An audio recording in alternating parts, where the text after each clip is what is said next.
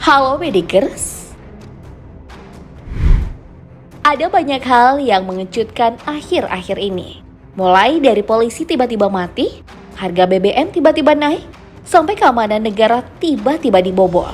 Dua hal tiba-tiba, yang pertama mungkin masih bisa membuat pemerintah dan bapak yang di atas tidur lelap dan makan lahap. Tapi tiba-tiba yang terakhir cukup bikin ketar-ketir. Tak butuh masa yang masif untuk menguji negeri saat ini. Satu orang cerdik sudah cukup dengan kehadiran Djorka misalnya. Lantas, ulah apa saja sih yang sudah dilakukan Djorka? Mari kita bongkar.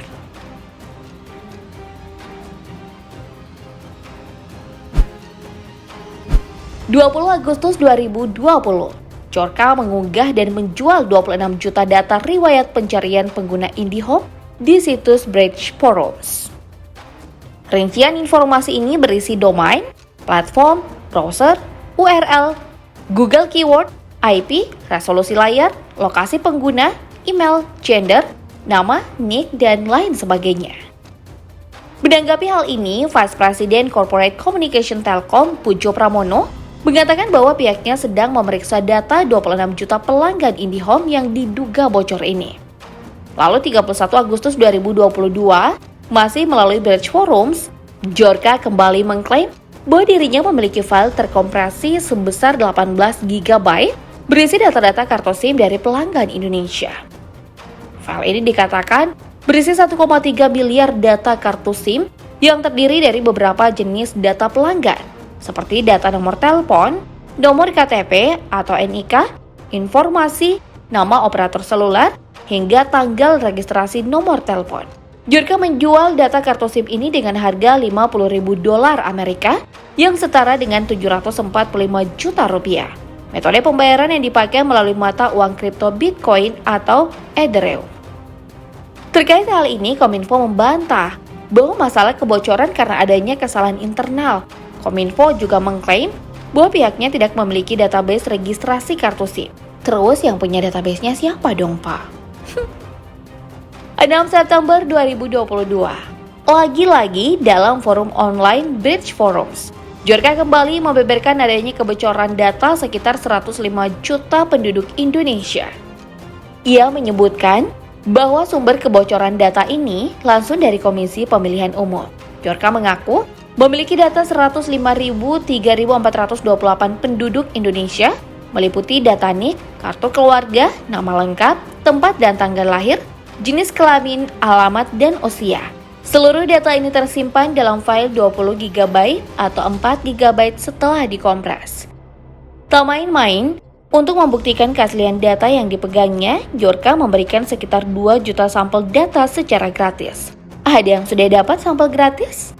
Aksi Djorka makin memukau dengan kemunculannya lagi di Bridge Forum 9 September 2022. Ia mengklaim telah memiliki dokumen surat menyurat yang diduga milik orang nomor 1 di negeri ini.